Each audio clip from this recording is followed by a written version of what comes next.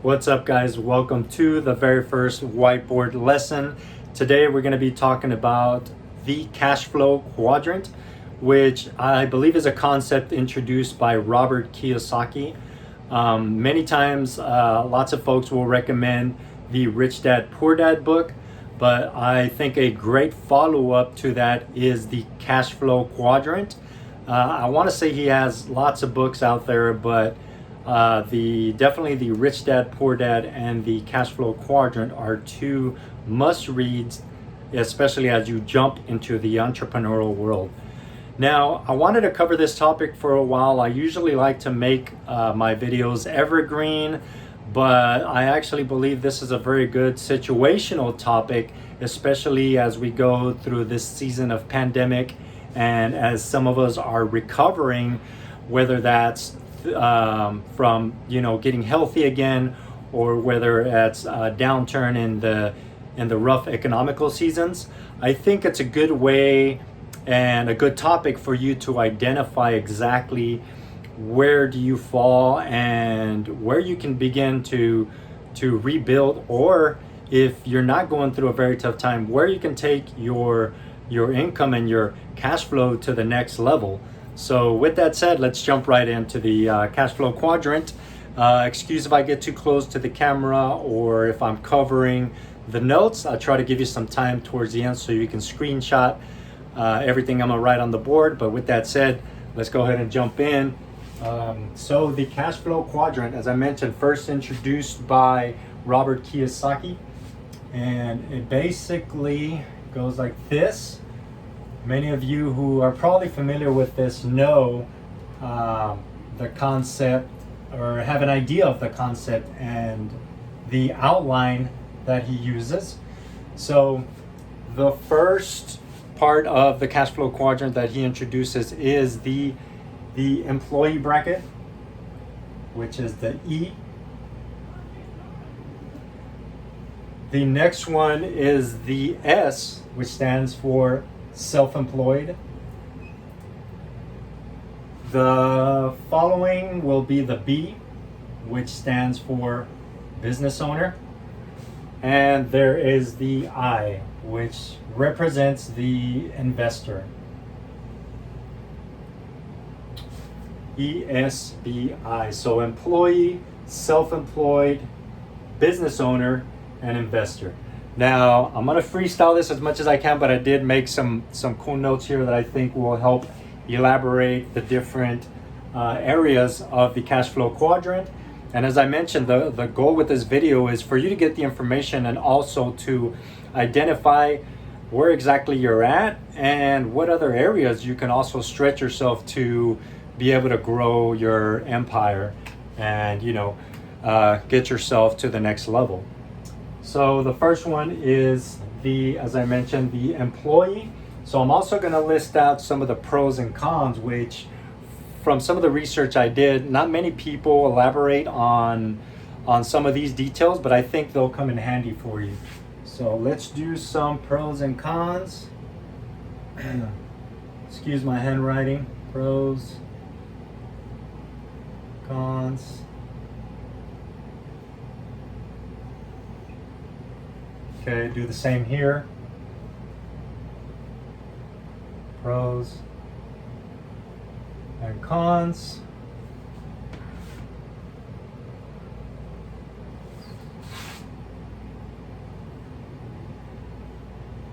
Pros, cons. Now, I will tell you, there's nothing perfect about any of these. So, I mean, there's pros and cons to everything you do in life. There's risk to everything we venture out to in life.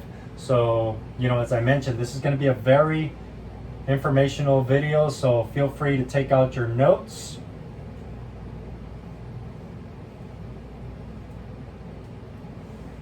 And as I mentioned, let's go ahead and dive into the pros for the employee. And many of us know that, of course, being an employee offers a lot of benefits. I think most of our economy runs off of employees or jobs, as we know them as.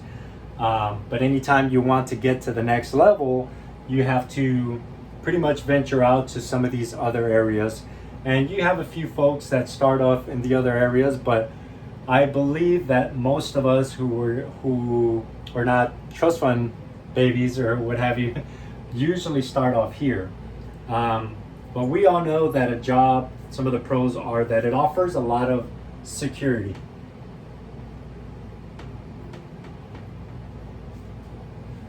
A job can also be very comfortable.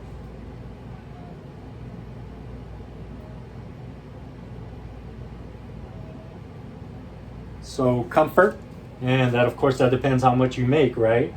And as I mentioned, most of our economy runs on jobs, so they're somewhat easy to find, maybe not the best paying jobs, but they're typically easier to find or easier to start, because once you have the job, all you have to do is show up and you're gonna start getting paid, whether that's a weekly pay, bi-weekly, or what have you.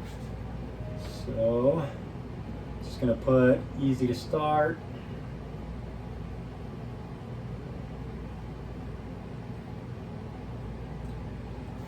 Okay, now some of the cons of the job, and we all know that they don't offer much freedom. Most of the time we know about the 9 to 5 grind.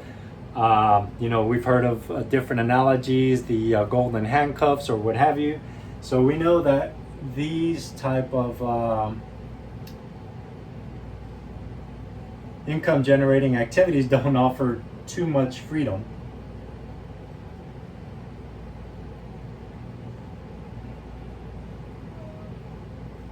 Not much freedom. You're limited on how much vacation you can take every year. You have to ask for permission.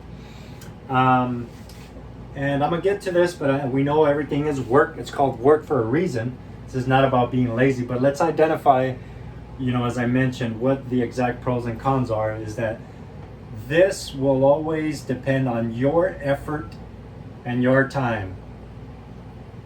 Which, if you don't already know, we are all limited to time and energy, some of our most precious assets. So we need to really be aware of how we're consuming it. There is also a cap on this income. So whether it's a low-paying job or a high-paying job, your salary, your hourly, it is what it is. No matter how much you bust your ass or what have you, there's always a cap on that income.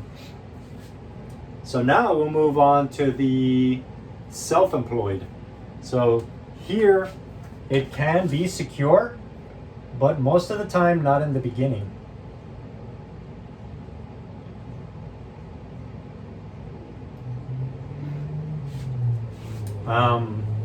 It's not as comfortable, but it can be once you get the ball rolling. And I'll share a little bit about the type of positions and people that make money as a self-employed individual.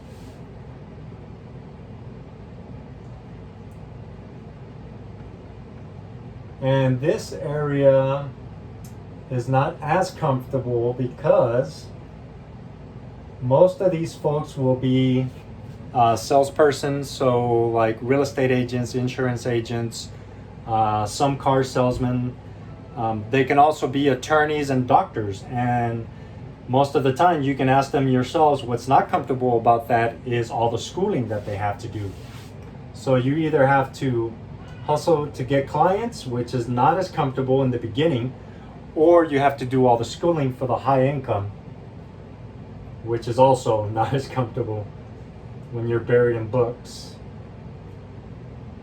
So there can be a cap here, but not as much. I'm gonna go ahead and put no cap. However, as I jump into some of the cons, these are some of the pros. As I jump into some of the downfalls of being self-employed, is that it still requires effort and time. So you will be capped on how much energy and how much time you have in a day. And since I'm talking about that energy and time, you're still somewhat limited. to freedom. Because yeah, you might not have a boss as an agent or what have you, but if you're not selling houses or selling policies, you're not making any money. And I believe the third con I wanted to share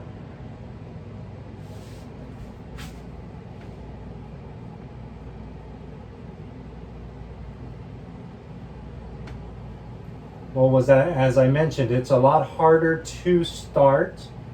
That can either be because you're starting ground floor and you have no clientele, or if it's a high income self-employed individual, like as I mentioned, attorneys or doctors, there's a lot of schooling, a lot of licensing, many stipulations that you have to go through to be able to do that profession.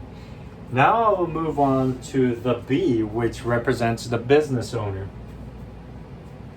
Now here's some of the pros are that you get to leverage. Now this is a popular word thrown around by many business owners, entrepreneurs, or what have you, but it's a word that sounds cool and all, but it's easier said than done. So I'll keep going with the pros as well, is that you can also leverage systems and employees,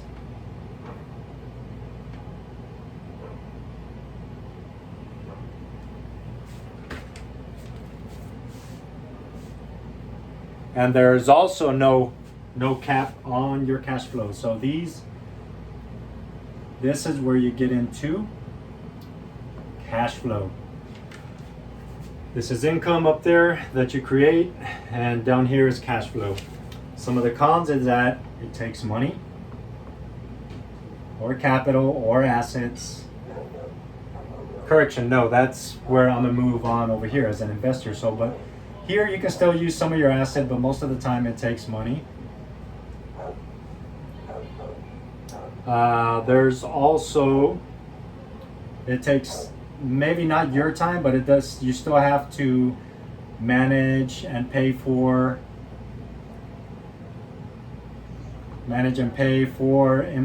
these employees and systems. So I'll put an arrow to that. So you have to manage and pay, whether you're using systems or whether you're employing people, you have to pay for that. Nothing is free in this world. Some of the other cons is that you also, say you're killing it with your business, you're bringing this outstanding income. Most of the time you end up becoming a target or a liability.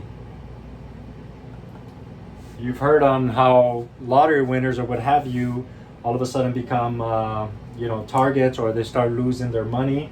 I think there's a rap song that says more money, more problems. So there's a lot of truth to that.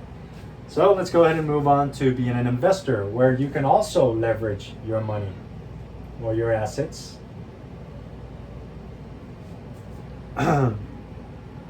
You can leverage a lot of opportunities.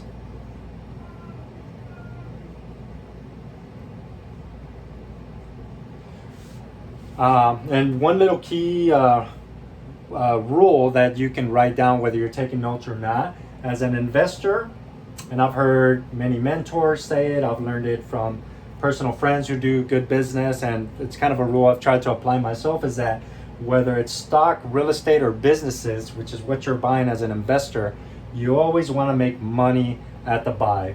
And you'll understand that as I go through the pros and cons. So here you also begin to make cash flow.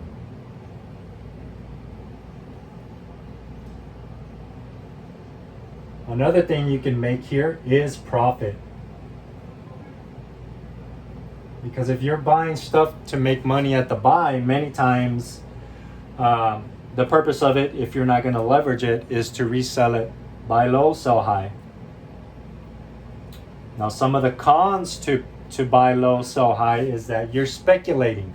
So many investors forget that to a certain extent, if you go too far, it's no longer investing, it's basically gambling. So that's where really have to do your research. You really have to educate yourself and make those calculated risks that everyone talks about. Speculation.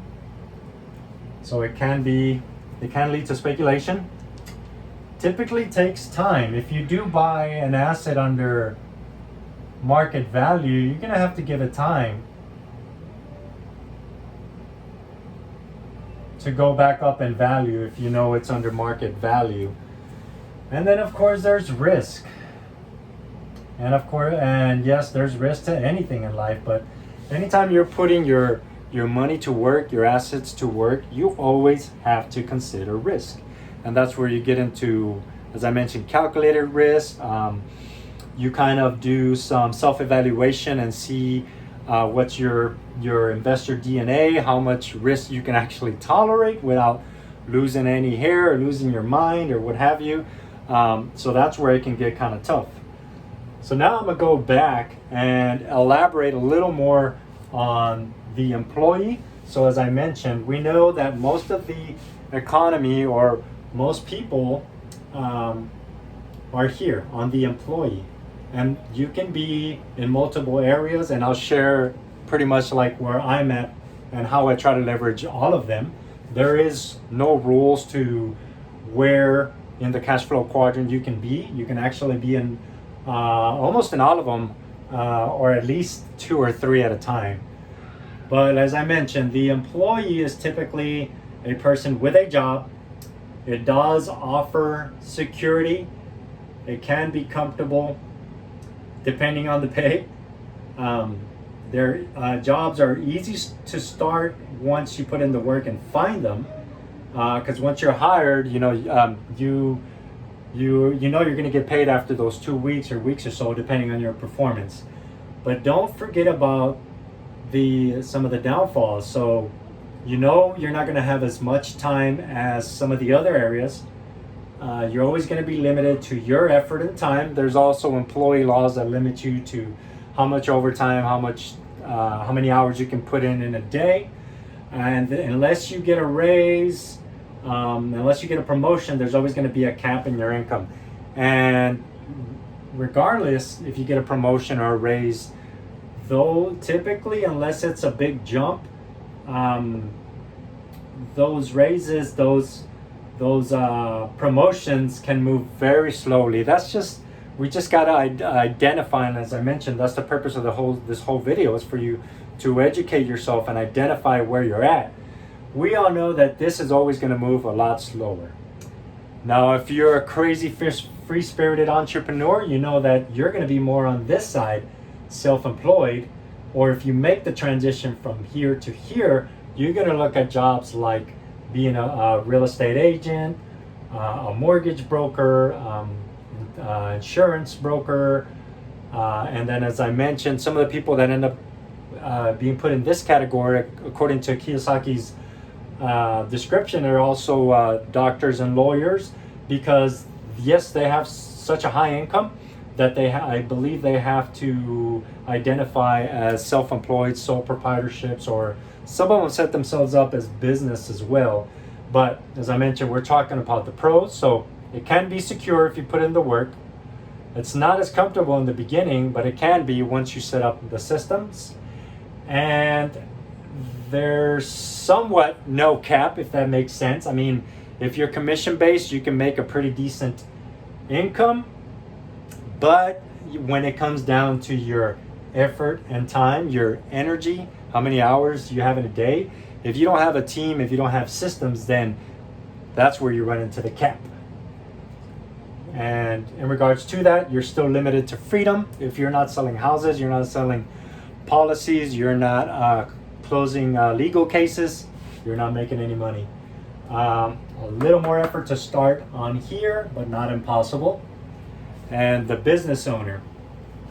This is where once you make some good money here, you want to leverage the money you have or the assets that you built. So typically an agent from here will leverage his clientele and start building his brokerage to be able to set up systems and employees to create cash flow. Now, as I mentioned, this is going to take money, which is probably money he made over here. It costs money to run a business because you have to pay for the systems or employees to run your business. And yes, we hear the term passive income many times, but I honestly believe there's nothing that's 100% passive. You can't just give away your money to someone and let them handle it. This is why you have to educate yourself with stuff like this, because we all know what can happen if you just hand off your money and let somebody else handle it. So as I mentioned, you have to manage the systems, the employees, and then once you start growing, you're like, yeah, I'm a superstar, but now, many times there's more responsibilities, more liabilities. You sometimes become a target because people know you got money or what have you. So you have to really educate yourself here, legally, with taxes and what have you. And then is the investor side. So this is where you really do put the money to work, because you're typically buying most of the time real estate, stocks, bonds, gold, silver, and you can also buy businesses. I believe this is where you fall into extreme wealth, like the Warren Buffetts and stuff like that. But this is also where you can use leverage. This is where you seek out opportunities according to the market or distressed situations. If it's real estate, you're looking for distressed situations, whether that's helping somebody through foreclosure, they're going through a divorce. Basically what they call motivated seller, somebody that just wants to sell fast and get rid of the property. This can also offer cash flow through stocks and bonds, different things like that, if you understand those markets. I personally don't dive too deep in there. I kind of found my comfort zone within residential real estate. And as I mentioned, the number one rule you want to remember is to make the money as the buy, regardless of what it is. You want to leverage the opportunity, but you have to be careful of not speculating too much. Remember what I said, as an investor, many people forget that you can end up being a gambler when you start to speculate too much. And then we all want it now, but you have to remember it takes time, especially with investments. You have to give your asset time to cash flow, or you have to give your asset time to catch up with the market so you can make that profit. So there's risk in all of these. I mean, we all know that if you're comfortable in the job, you can be laid off. If you're not selling or providing a product or service as a self-employed, you're not making any money. If your systems crash or your employees decide to go on strike or whatever, your money stops coming in, or if a lawsuit comes in or whatever it is.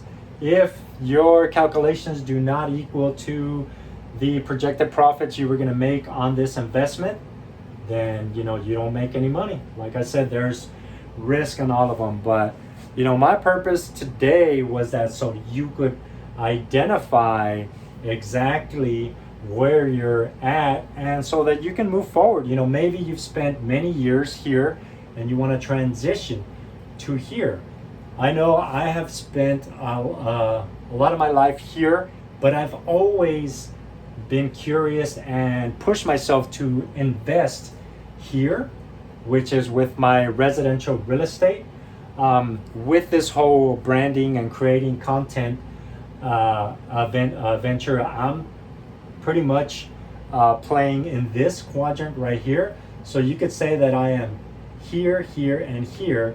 Now say I take this content creation brand to the next level and I start hiring VAs or camera people or what have you, or if I start hosting events, live events, then it ends up becoming a business. So then I would move here. But as of now, I am pretty much here, here, and here. As I mentioned, you can pretty much do your own research on how you can leverage those. Another key point that I think is pretty obvious, but as I mentioned, from the pros and cons, Here it requires you, and then here is where it no longer requires you. Typically, you can take yourself out of the equation to generate income. But as I mentioned, you never want to let go of whether it's your business, your assets completely. You always want to be, a part of the overall operation. Whether that's if that's as a CEO or some kind of chairman or what have you, depending what level you're at, you always want to be involved. So as I mentioned, guys, this is the first whiteboard lesson, the Cashflow Quadrant by Robert Kiyosaki. His first book was, I believe, the Rich Dad Poor Dad. Highly recommended for the mindset and everything you need to be able to take it to the next level and kind of, pretty much see that your options are unlimited with all of this information.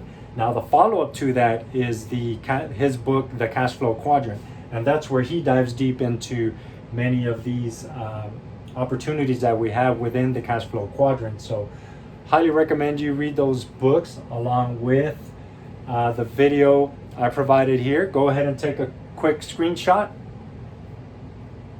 Give you a little time to do that if you have to.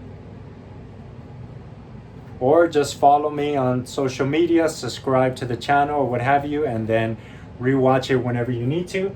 I'll make sure and add on some good videos that will contribute to this cash flow quadrant and hopefully help you to take it to the next level. All right, guys, so stay safe, stay healthy. We'll see you on the next video.